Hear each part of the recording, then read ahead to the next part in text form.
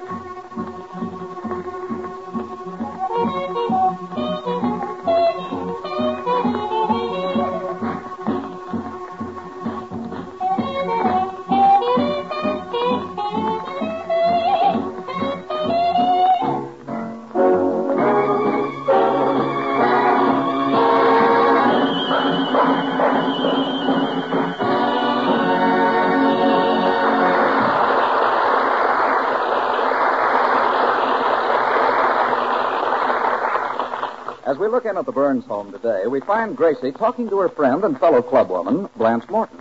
Read the news, Blanche. There'll be a meeting of the Beverly Hills Uplift Society at 2 o'clock. And our guest speaker will be Cary Grant.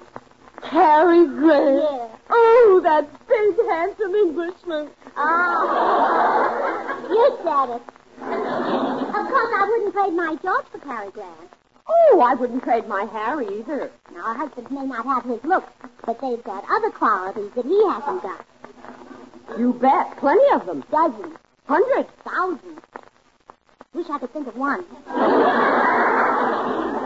Me too. That Grant's got everything. Oh, yes. The way his eyes twinkle when he looks at you. Yeah. Do George's eyes twinkle? Only when the light hits his bifocal.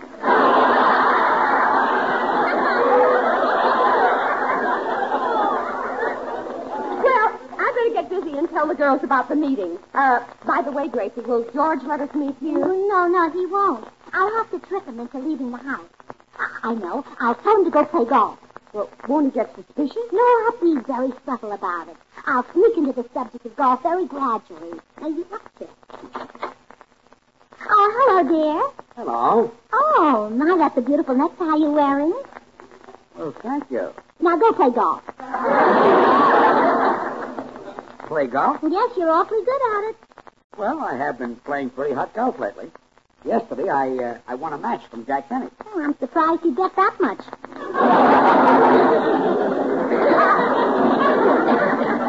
A golf match. Oh. Jack is a pretty good golfer. Gets around in the middle 70s. Mm-hmm. I knew he wasn't any 38. You don't understand. Pa is 76. Older than Betty, huh? Yes, about 2 years older. Let's skip the whole thing. But, George, you can't stay here. Gracie, are you trying to get me out of the house? Me? Trying to get you out of the house? Oh. Here's your hat. I thought so. I'll bet you're cooking up a meeting of the Beverly Hills Uplift Society. Well, now... I knew it. Well, Halloween is over.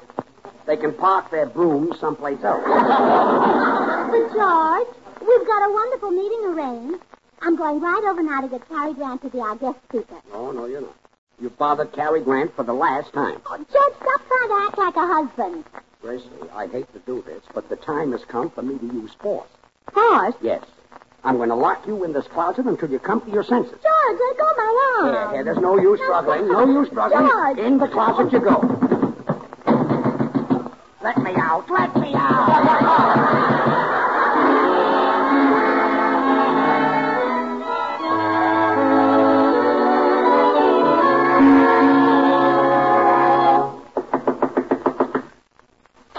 Yes?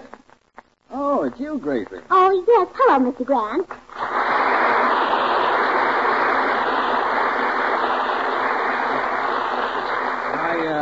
I wish you'd telephoned before you came, Gracie. I'm very sorry for my appearance. Your appearance? Yeah, if I'd known you were coming, I wouldn't have made one. Well, don't apologize, Cary. I've paid you so many visits, you're getting to be an old friend. Mm-hmm. And getting older with every visit. Well, I'm here to ask you something. Shall I get right to the point? Yes, plunge it in. I want you to make a talk before my club, the Beverly Hills Uplift Society. Oh, no. Please, Gracie, not your club again. Well, there's nothing to be frightened about. You've seen the Uplifters. They're just women. Thanks for clearing that up. Then you'll do it? No, really, Gracie, I'm very bad at making speeches. Why don't you get Georgie Jessel? Georgie Jessel? Oh, yeah, he'd get a lot of laughs. Well, if the girls want to laugh, they can go home and look at their husbands. Well, honestly, Gracie, I wouldn't know what to say. Well, you don't have to. I've written your speech out for you. Now, here, read it. Oh, all right. Madam President, beautiful, ravishing, adorable ladies of the Uplift Society. Yeah, now, there'll be a slight pause there while I restore order. Read on. The title of my speech today is Women, Are They Here to Stay? Catchy little title, huh? Read on. Thanks. Yes, women are here to stay. Statistics prove that of all the mothers in the world, approximately 100% are women. No other sex can make that statement. It makes you stop and think, doesn't it? That it does. Well, read on. Women come in 4 sizes. Thin, medium, plump, and get a load of her.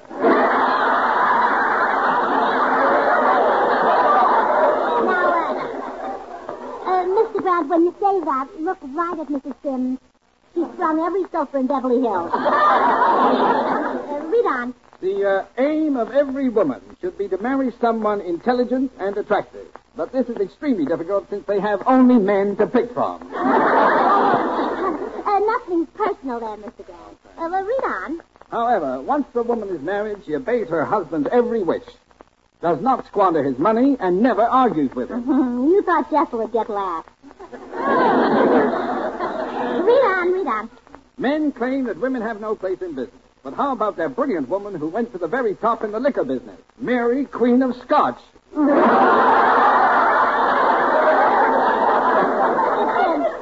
It's filled with dynamite like that. Read on. Gracie, look, I can't deliver this speech. I'd feel self-conscious. Oh, afraid they'd find out you didn't write it, huh? Yeah, that's what I meant. But there's another reason. I've got to leave town right away. Oh, where are you going? Any place. I mean, England. Yes, that's it. I'm going to make a picture for Sir Alexander Corder. Who's he? Mr. Corder and J. Arthur Rank are the two big picture producers of England. Oh, do you know Mr. Corder? Very well. How about Mr. Rank? I've never met him. I see. Oh, wait here. Wait here, Mr. Grant.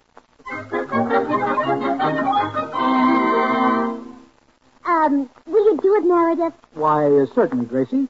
As a loyal member of the Uplift Society, I'll do anything you say. Oh, good. Now, here's Cary Grant's house.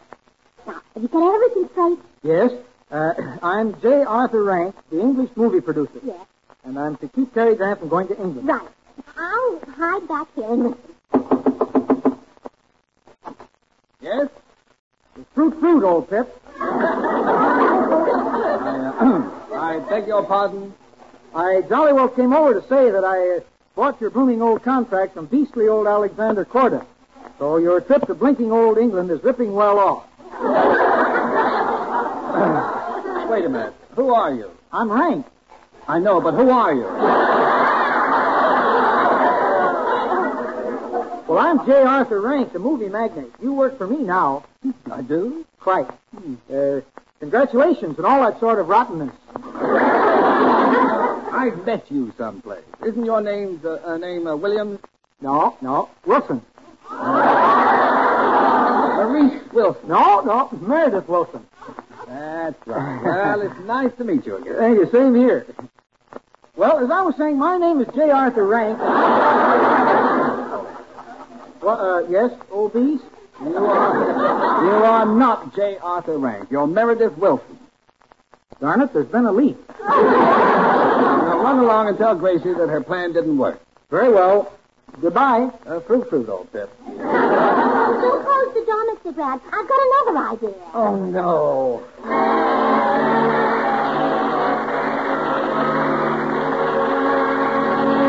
Meantime, George has freed himself from the closet where Gracie locked him and has gone next door to consult with Dr. Miller, the psychiatrist. But, Doctor, I tell you, I'm worried. Gracie and those uplifters will drive Cary Grant nuts. Oh, tut. Mr. Grant probably found your wife's visit merely amusing. By now he's forgotten the whole incident. Come in. Doctor, you've got to help me. Gracie Allen and the uplifters are after me. They're driving me crazy. Wrong, wasn't I? I can't stand it any longer. Everywhere I look, I see little pink Gracie Allen. There's a green one. My mistake. That's her husband. Hello, George. Hello, Cary. I was just telling the doctor about the uplifters. Yes, and I think I can remove your uplifter fixation rather easily. You do? Certainly. You've come to regard them as monsters. Actually, they're harmless housewives. You'd lose your fear if you were able to observe them in their proper setting. Well, how could we get them into a cage? I'd better have a look at these women. Mr. Burke, is there a place in your house where we could spy on them without being seen? Yes. We could sneak into my den and listen through the door. Good. That'll give me a chance to put them under observation. Come along, gentlemen. George, how close will we be to the uplifters? About 10 feet. Doctor, may I have a shot of Novocaine?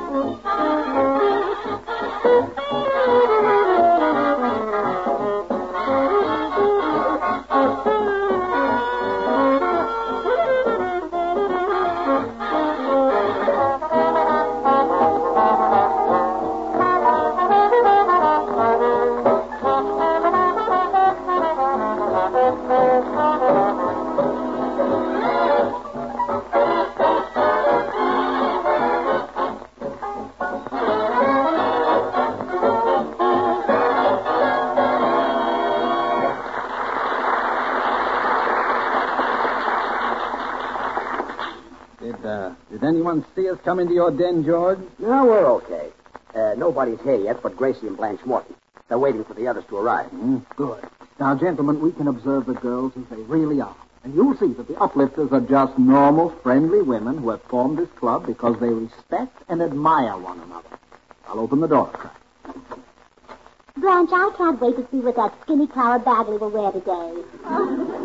Well, I told old Bones that Cary Grant would be here, so she'll come dressed to the teeth. Oh, good. The more Clara covers up, the better. You said it. What a zombie Clara is. A real scarecrow. Come in.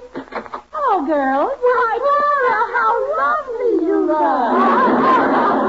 look. Close the door, Doctor. Just normal, friendly women who respect and admire one another. Oh, I'm sure that wasn't typical. I'll open the door again. Will Pauline Sims be here today? I don't know. The old bat's gotten so stuck up since she married a young husband half her age. Say, did you hear the wonderful thing his mother said after the wedding? No, what was it? Well, she said, I don't feel that I've lost a son. I feel that I've gained a grandmother. She's not kidding. Pauline's as old as the hills and darn near as broad. Well, she tries to keep up appearances.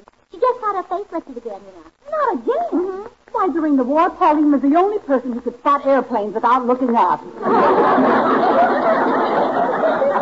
can her husband stand a fat plump like Pauline? Come in. Hello, girl. Why, Pauline, how lovely you look. Close the door, Doctor. Oh, yes, they really love one another. I must admit, I didn't expect this. There must be some explanation for their conduct. Maybe they've been eating too much catnip. Let's listen again. Perhaps their conversation will give me a psychological clue. Another new bracelet, Gracie? How do you get so many presents from George? Well, he's kind of absent-minded about dates. So far this year, I've had 7 wedding anniversaries, 5 birthdays, and 2 Easters. Well, I control the money now, but it was different with my first husband. He was an old sea captain and very stingy. Well, how did you get what you needed? I used to steal his wooden leg and sell it back to him.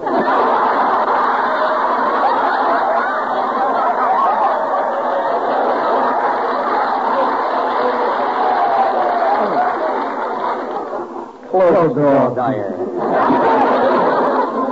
Gentlemen, I have a clue. Those women are not to blame for their conduct. Not to blame? No. Speaking as a psychiatrist, I would define the source of their behavior as an accumulation of deeply rooted, hyper-egoistic complexes stemming from the pusillanimous nature of their associative environments.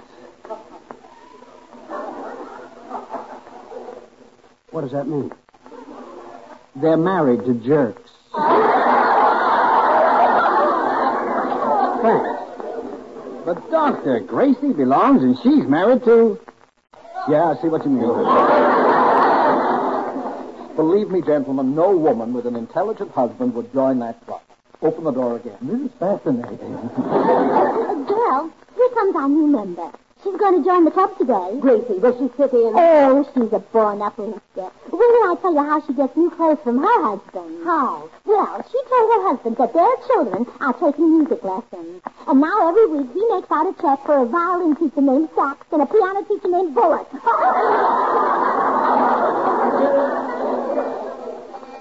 Oh, here she is, girls. Come in, Gladys. Hello. Close the door. And bring me a triple shot of bourbon. What's the matter? Gladys is my wife. Oh, no.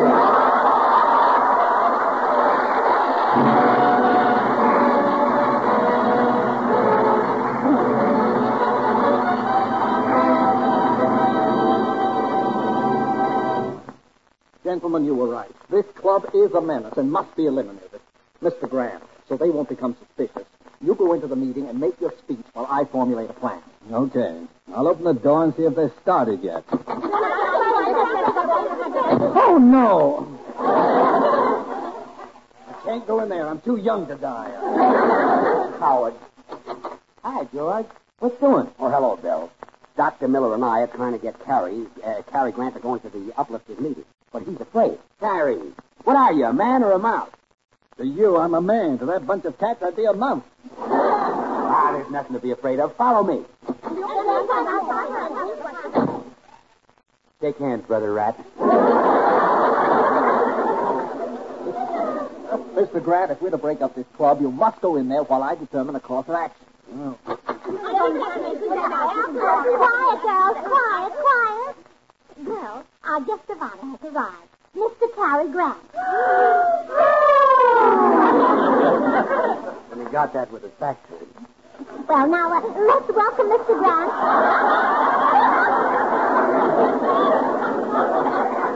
Let's welcome Mr. Grant with a couple of rousing hip-hips.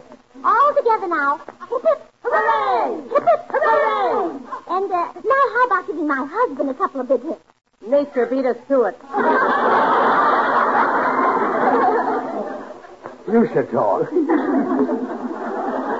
please, order. Mr. Grant, we're all thrilled to have you here. Oh, we certainly are. This is the moment of a lifetime. Oh, we girls are so excited. Yes, every one of us.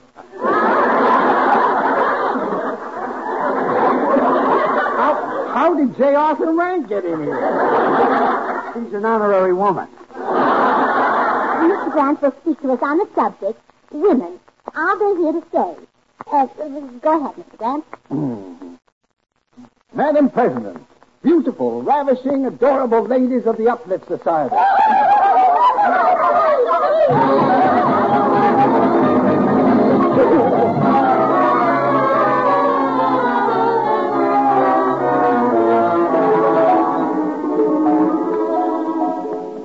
What happened after Mr. Grant made his speech? All the girls lined up and kissed him. Poor Cary. Yes.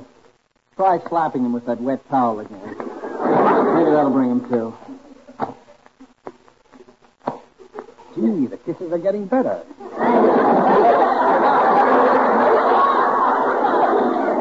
He's awake. Mr. Grant, your sacrifice was not in vain. I have a plan. I know how to put an end to the uplift. Yeah, so do I, but we spend the rest of our lives in jail. My plan involves no violence. We will show Gracie how ridiculous her club is by forming one of our own and acting just as those women. You mean we'll be catty and say terrible things about each other's looks? Exactly. Oh, gee, that's not fair to you guys. I can say plenty about you, but what can you say about me? You'll force ourselves. When Gracie observes our disgusting behavior and realizes that it parallels that of our own club, she'll be ashamed and disband the uplift. What psychology? You're terrific, Doctor. Sensational idea. Right. Nothing Freud couldn't have thought of. Let's get this in.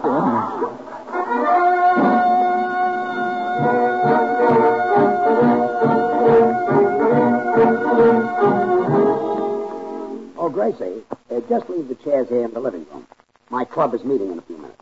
Your club? Yes, we fellows have organized a club exactly like the one you women have. Oh, how wonderful. But I'd better take down our coat of arms. It wouldn't be appropriate for men. See, it's two lipsticks crossed on a field of girdles. Yeah, well, that wouldn't do for us men. No. You'd have to have two cigars crossed on a field of girdles. Yeah, that's what I had in mind. Come in. Hi, George. Hello, George. Oh, come in, Bill, Dr. Miller. Cary Grant isn't here yet. Oh. Well, I hope old Baggy Pants wears some decent clothes today. Yes, he usually looks like something the cat dragged in, slept on, and dragged out again. Well, he must buy some new clothes. I heard that he sent all his old clothes to England. Oh, he does. Then his mother washes them and sends them back.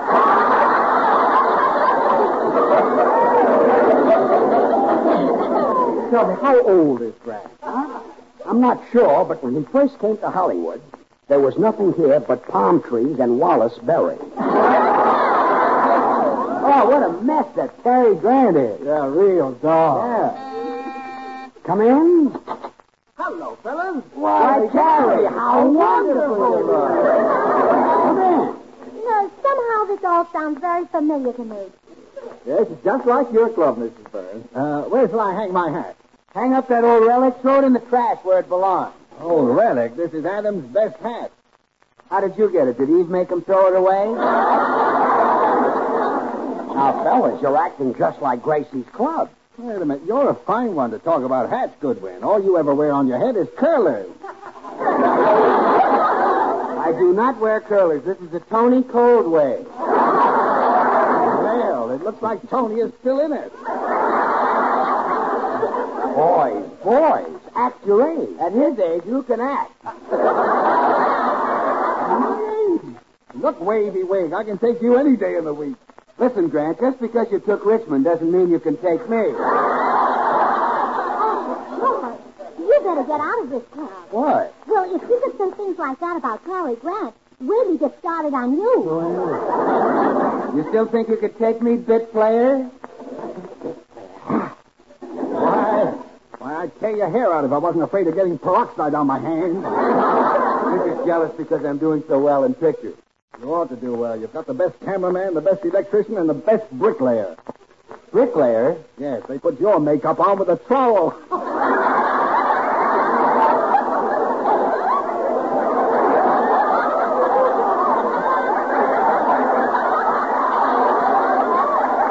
Fellas, please. Fellas. Well, I've heard enough. I'm going right out and disband the Beverly Hills Uplift Society. You see, gentlemen, psychology. You're really breaking up your club, huh, Gracie? Absolutely. You men have so much more fun. We girls are all going to join your club.